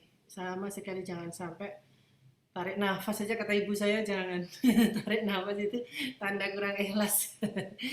Astagfirullah gitu ya. Kalau memang anak-anak kita memuji kita, ya itulah cara Allah menaikkan derajat kita, memuliakan hidup kita lewat anak-anak kita. Silakan. Iya, dipersilakan pada ayah bunda peserta yang mau langsung bertanya di sesi ini bisa raise hand untuk dibantu buka mic-nya. Baik, Ustazah, masih ada lagi pertanyaan dari Haifa Bantul, Bunda Haifa Bantul. Assalamualaikum Ustazah. Mohon tips-tips agar Al-Quran yang sudah dihafal tidak mudah hilang atau lupa. Nah, anak saya tipenya cepat hafal Al-Quran, tapi juga tetap lupa jika tidak dimurojaah. Silakan.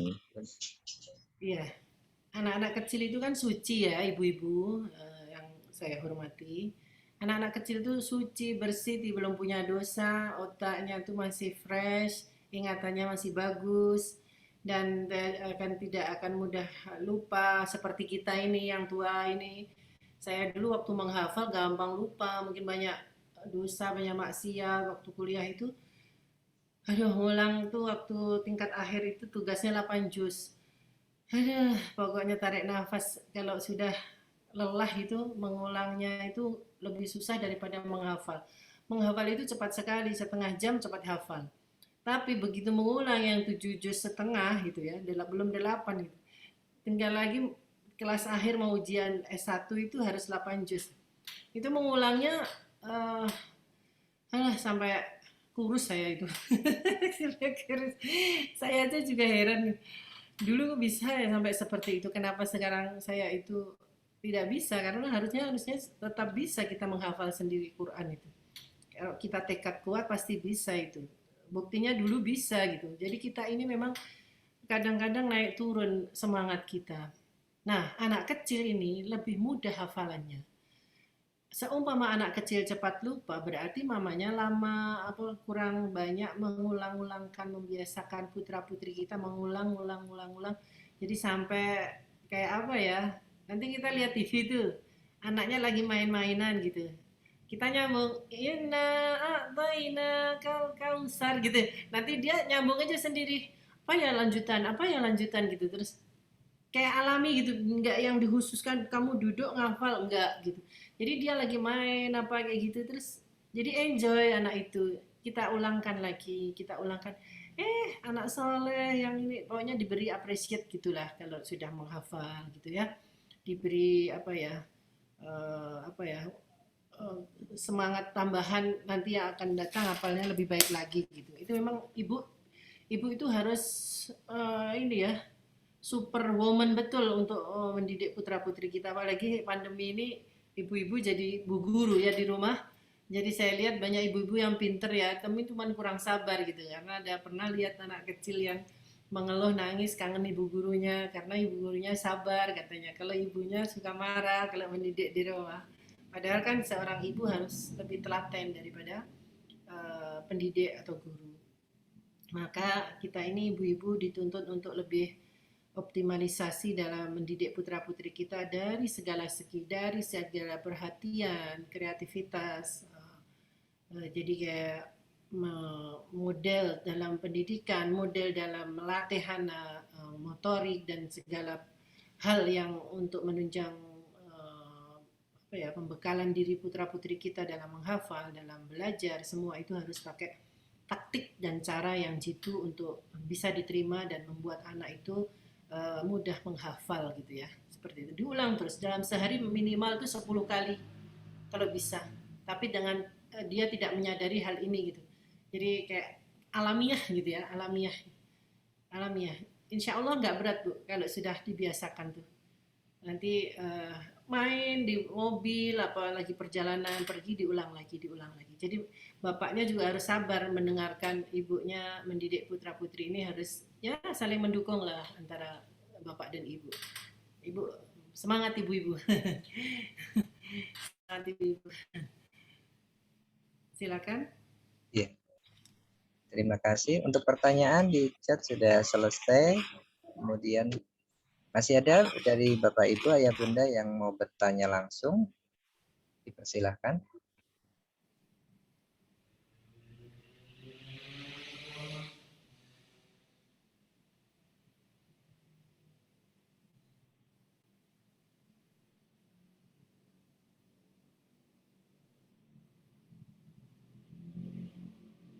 Sepertinya belum ada yang mau bertanya. Baik, Mungkin saya beri masukan dikit ya, mungkin Ustadz Syakirin. Jadi mari kita ibu-ibu semua, para wali, putra-putri kita, mari kita sama-sama memperkuat, memperdalam, memahami lebih dalam lagi ilmu-ilmu yang seharusnya kita mengerti, yang kemudian kita bisa berikan kepada putra-putri kita. Mari ibu-ibu kita semua untuk lebih memahami ilmu yang harus kita sampaikan kepada putra-putri kita sehingga kita bisa mendidik lebih baik ke depannya dan mengerti dengan baik cara mendidik, kemudian motivasi kita untuk lebih baik lagi mengarahkan putra-putri kita dengan cara yang sesuai dengan pendidikan, sesuai dengan aturan-aturan yang benar dalam proses tumbuh kembangnya putra-putri kita. Jadi ibu lebih mendalami, kita harapkan ibu-ibu lebih mendalami semua ilmu-ilmu yang mendukung untuk pendidikan anak-anak kita. Mungkin itu saja, dan dibutuhkan kesabaran, doa yang banyak, mendekatkan diri kepada Allah supaya anak-anak kita diberi hidayah dan kemudahan dalam berpikir dan bisa menjadi generasi atau keturunan kita yang kita harapkan, seperti yang kita harapkan. Terima kasih Ustadz atas semuanya. Assalamualaikum. baik, demikian tadi untuk closing statement dari Ustadzah Dr. Rasda Diana. Iya, terakhir Ustadzah dimohon untuk memilih 3 penanya terbaik. Ini karena ternyata panitia menyediakan surprise nih, bingkisan bagi 3 penanya terbaik. Mana? Saya lupa yang mana. Baik, tadi yang bertanya langsung boleh ya? Ya. Siapa ya tadi? Ibu yang punya ini, yang cucunya tadi yang mempunyai apa? Yang ibunya wafat tadi. Ibu Sumaryatun MPD. Ya, mbahnya ya, mbah putrinya. Mbahnya, ya betul. Kemudian masih ada 2 lagi. Oh, ada lagi. 3 penanya, Ustazah. Ibu Sumaryatun tadi sudah ya? Ya, sudah 1. Terus ibu yang terakhir tadi? Yang terakhir Haifa. Ya. Haifa. Mohon maaf ini ya, saya nggak hafal tadi ibu-ibu yang nanya. Ya Allah. Terus satu lagi, terserah Ustadz yang mana, saya bingung yang nanya. Baik. Yang pertanyaan apa tadi? Pertanyaannya yang apa tadi? Lupa saya. Silahkan Ustadz yang mana? Ibu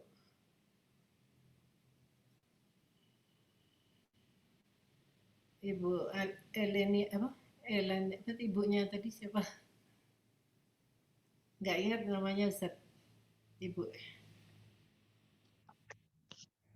Dr. Maliha. Iya, nggak ingat. Ya. Baik. Terima kasih Ustazah Dr. Rasda Diana untuk materi dan untuk tanya jawab di kesempatan pagi hari ini. Masih kita cukupkan untuk sesi pemaparan materi dan tanya jawab webinar Parenting Aisyah Awad. Bagaimana melatih anak untuk menghafal Al-Quran dan mengaplikasikan doa sehari-hari. Pertama tadi poin yang paling utama adalah bagaimana kita cinta kepada Allah, cinta kepada Rasul, cinta kepada Al-Quran. Dan memiliki, memahami, dan terus mengamalkan. Yang kedua adalah dengan 3T. Talqin, tasmi, tafahum. Melafadzkan, mendengarkan, dan memahami. Yang tadi juga disampaikan bahwa melafadzkan minimal 10 kali per hari diulang-ulang untuk anak tanpa mereka merasa belajar, tetapi juga mereka sudah mengulang. Dan yang ketiga adalah anak tentunya menjadi ijtihad, jihad bagi orang tua bagaimana orang tua atau khususnya ibu-ibu menjadi cerdas, jenius, inovatif, kreatif, dan semangat dalam mendidik putra-putri mengantarkan menjadi generasi-generasi Qurani. Dari saya, Sakirin, saya cukupkan.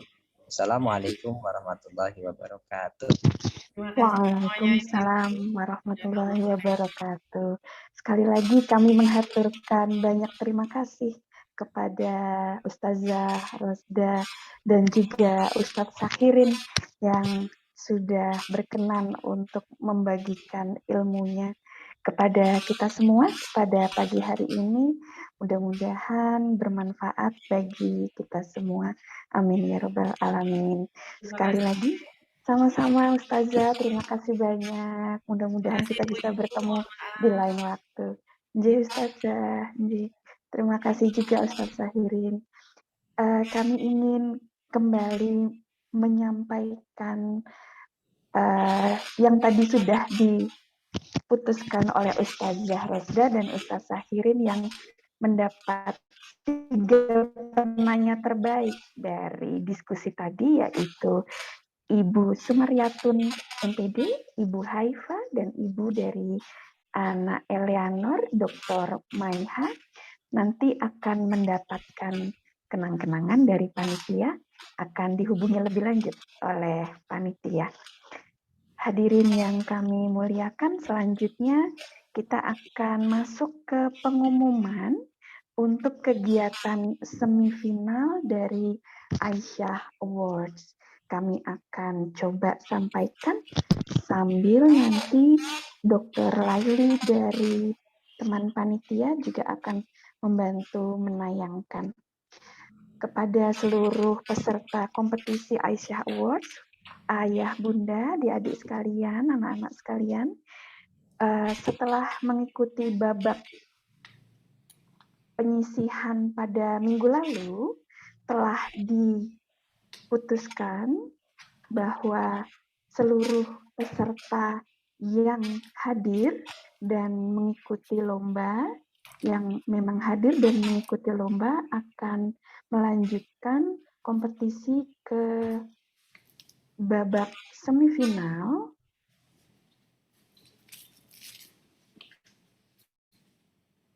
dan kami akan coba untuk membacakan 3 peserta dengan peringkat teratas dari masing-masing lomba dan dari masing-masing kategori. Untuk yang pertama, peserta yang terbaik, 3 terbaik, untuk peringkat 3 terbaik lomba hafalan doa kategori A. Yang pertama, untuk peringkat pertama adalah Ananda Raisa Asma Zaura. Kami ucapkan selamat. Untuk peringkat kedua dari lomba hafalan doa kategori A adalah Ananda Naziatul Insyirah. Dan untuk peringkat 3 dari lomba hafalan doa kategori A adalah Ananda Tania Hasna Sabila. Dan untuk peserta lain yang lolos ke babak semifinal dari lomba hafalan doa kategori A ini akan kami umumkan melalui WA Group peserta. Selanjutnya adalah peserta 3 terbaik, peringkat 3 terbaik untuk lomba hafalan doa kategori B.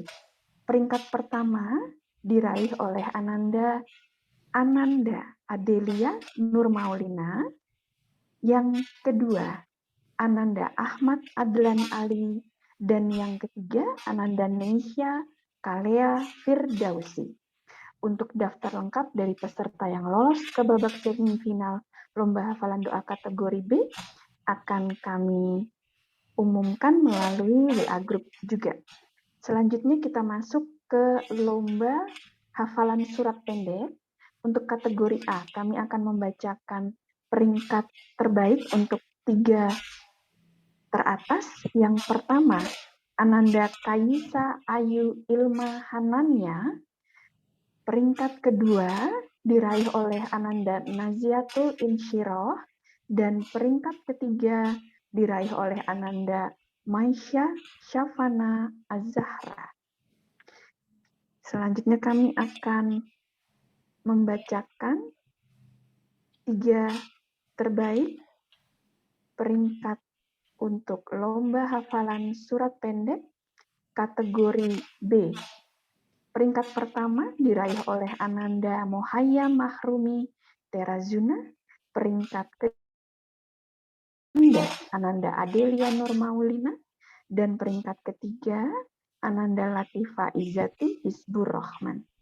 Kami mengucapkan selamat kepada seluruh peraih peringkat pertama sampai ketiga untuk lomba hafalan surat pendek maupun lomba hafalan doa sehari-hari kategori A dan kategori B. Tapi tak lupa kami juga mengucapkan selamat kepada seluruh peserta yang lolos ke babak semifinal.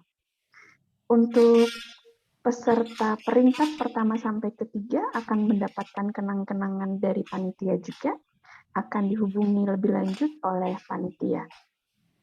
Selanjutnya, kami sampaikan kalau pelaksanaan babak semifinal lomba hafalan surat pendek dan hafalan doa sehari-hari Aisyah Awards akan dilaksanakan pada tanggal 18 dan 19 Jumadil Akhir 1443 Hijriah atau tanggal 22 dan 23 Januari 2022.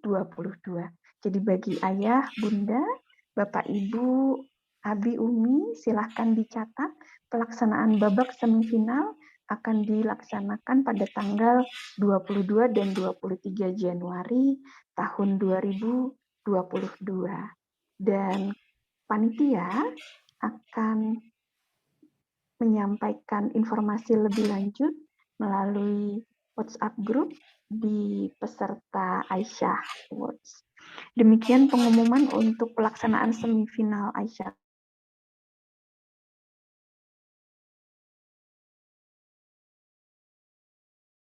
Sampai pada penghujung acara dari webinar parenting dalam rangka Aisyah Awards pada hari ini.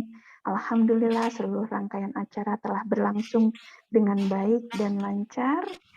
Kita akan tutup acara ini dengan membaca hamdalah bersama-sama. Alhamdulillahirabbil alamin. Terima kasih semua. Dan pamit semua ibu. Inggih, Ustazah nyun sewu, sebelum kita tutup acara, kita berfoto bersama terlebih dahulu sebentar, nggih Ustazah.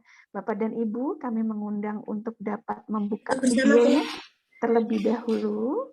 Kita akan berfoto bersama sebelum kita tutup acara kita pada pagi hari ini. Kami persilahkan untuk membuka videonya terlebih dahulu. Silahkan ayah, bunda, bapak, ibu, adik-adik.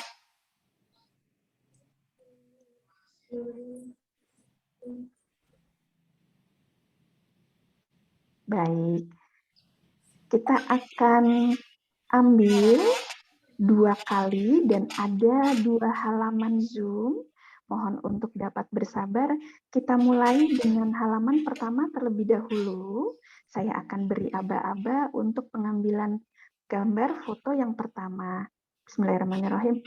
1, 2, 3. Ditunggu sebentar. Lalu untuk pengambilan foto yang kedua, baik, silahkan menghadap ke kamera, jangan lupa untuk tersenyum. 3, 2, 1. Kita lanjutkan dengan halaman yang kedua. Baik.